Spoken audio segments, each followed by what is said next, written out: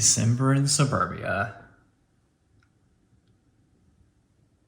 Hey everyone, this is Thomas from TC Hall Leather. I wanted to put together a video for y'all today in preparation for a bracelet workshop that I'm hosting tomorrow. I do these every once in a while where people get to take one of these bracelet blanks, this is veg tan leather, usually shoulder, and turn it into their own personalized bracelets. So they can stamp it, dye it, and I tell them all about how the process works. In preparation for that class tomorrow, we've got about 6 of these blanks to make in different sizes. We're offering 3 different styles. We've got the classic double wrap. These are really popular. People like these a lot. And then we've got a wide, like an extra wide option. And this design I've changed a little bit. We're doing 2 different sizes, a small, medium, and medium large, and then 3 designs. So we've got a few different, a few variables there. So let's go ahead and head back to the storeroom and grab some leather. Did I hear a visitor?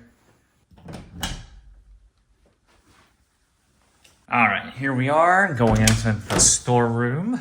I wish you could smell this through the camera. Up here we've got some of our supplies for the bracelet workshop tomorrow.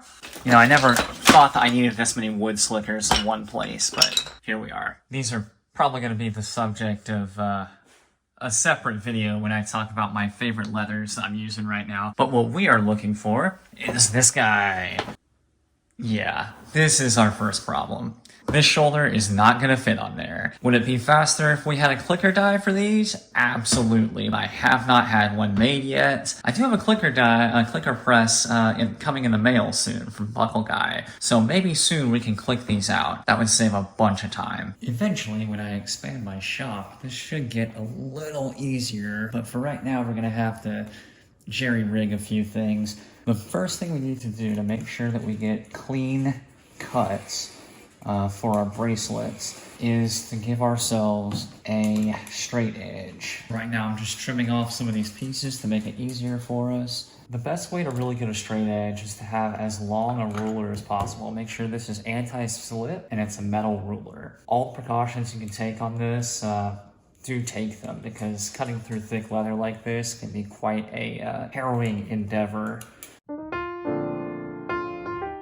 This is a really sturdy table.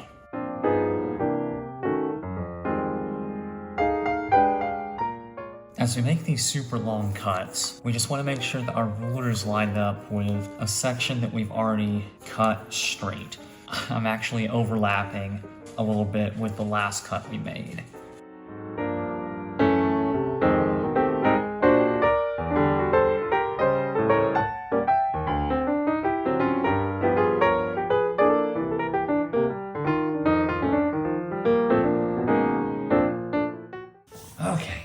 There we go.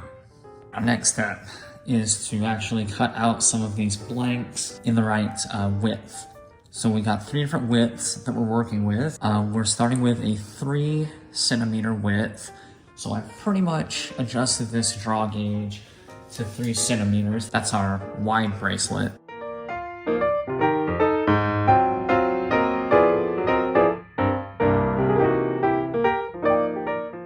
We've got our next width measured here with a draw gauge. It's going to be 1.6 centimeters, so let's go to town.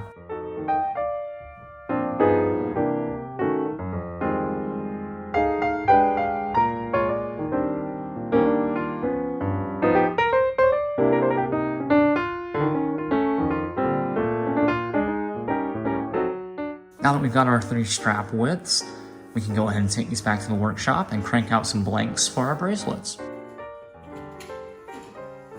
So first up, we've got our regular width strap. So how long does this need to be? Let's find out. All my designs start out live in my design software here. It used to be called Gravit Vector Design, but now it's called Coral Vector. It changed hands. Unfortunately, there's no free tier left anymore. It's only a paid subscription, but it is cheaper than Adobe. And I do like the software quite a lot. We're going to need 24.5 centimeters.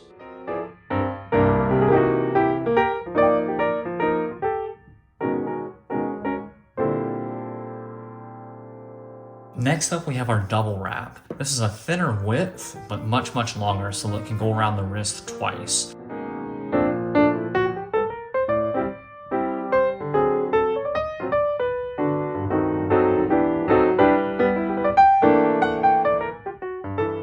Next, we got the long double wrap.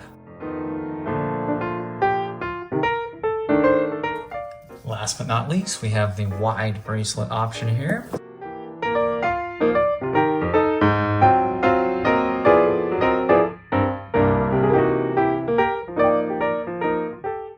Here we have it, our 6 blanks, but we're not quite finished yet. We still need to do some trim work around the edges, and we need to punch our holes for our stud. This is what we're using. These are collar studs. So you've got a few different options here. We let our participants in the workshop choose from a few different colors, different finishes, and they screw these in themselves. Some styles of these collar studs, like from Buckle Guy, are compression fit, and those will actually last a lot longer, and they won't fall out nearly as easily. But for the sake of this workshop, I want people to have as much hands-on time as possible, so we're going with these just simple screw and threaded inserts. So this is what we're using. This is one of the dangers of buying an economy. You risk the backside being kind of loosey-goosey in different places. You'll see on this piece here, it's pretty much perfect.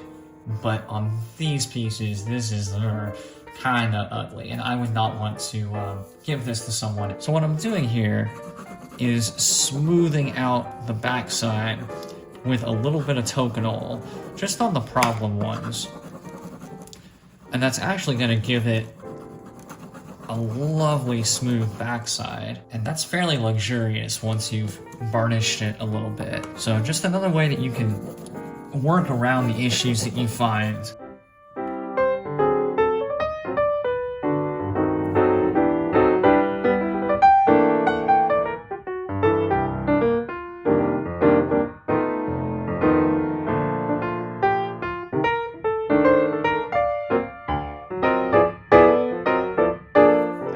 We need some holes. We have our wing dividers here, and we're going to size these into 1.5 centimeters. That's going to establish our first hole. And the very first hole that we need is going to be for the post that's going to go up through the leather and screw into the stud. That's going to be 1.5 centimeters from this end. So I forgot to mention this, but the extra long, the double wrap, is actually going to get 2 studs per strap. And that's because when it wraps around, you're not guaranteed to get a good hold with just 1 stud, especially if you have a lot of overhang. So we're going to go ahead and give it 2 studs to really lock that in. Each of our straps is going to have 6 holes on the opposite end for that stud to go through.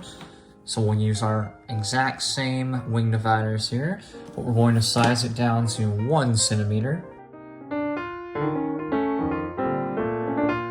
2, 3, 4, 5, 6. Just don't be like me and zone out while you're doing this. You end up with like 17 marks on the leather.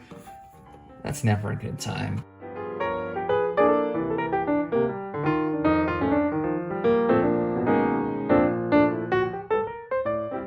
We'll start with our rotary punch here and punch the holes for the posts.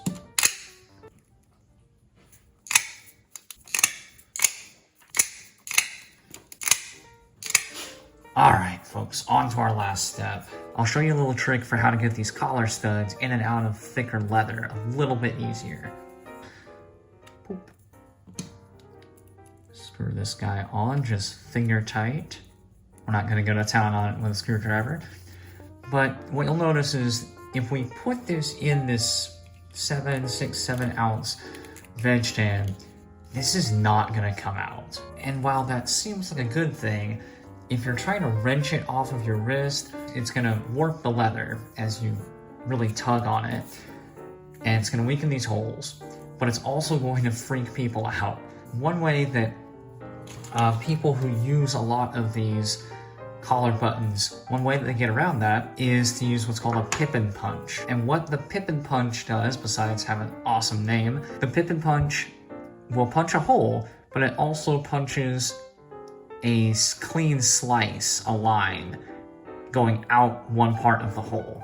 And that alleviates some of the tension trying to get the collar button out, and it allows the leather to flex and open up. Pippin punches are weirdly expensive. They range from $25 to I've seen as high as $55. Now I'm going to show you a trick. If you don't have a Pippin punch, or you don't want to go out and buy one, you can actually make your own Pippin hole. So we already have our circular holes that we punch with our rotary tool here, and what we need is a slit down away from these circles for all that pressure to expand out and allow you to get that button out. So you can cut these a couple of different ways. I like to just hold my project right here and slide the X-Acto knife in, being really careful with your fingers. It doesn't have to be super deep. Give it a little wiggle.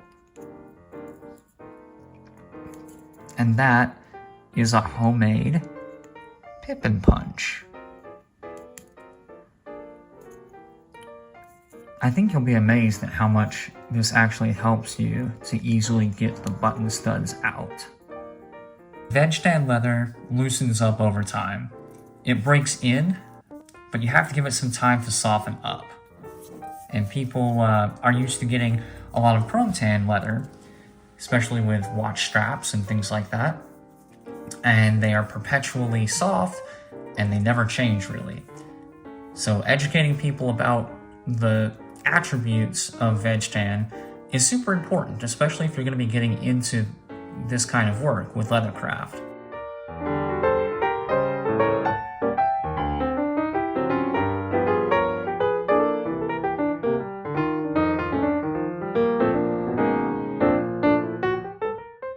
There's all of our prep work done for this bracelet workshop. We might have some more orders coming in as people sign up for tomorrow, but right now we've got all that we need.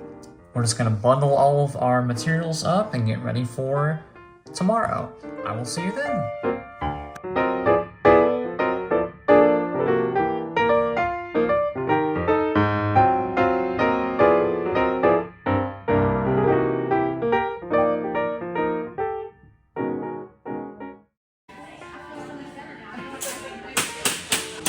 She's already trucking over here.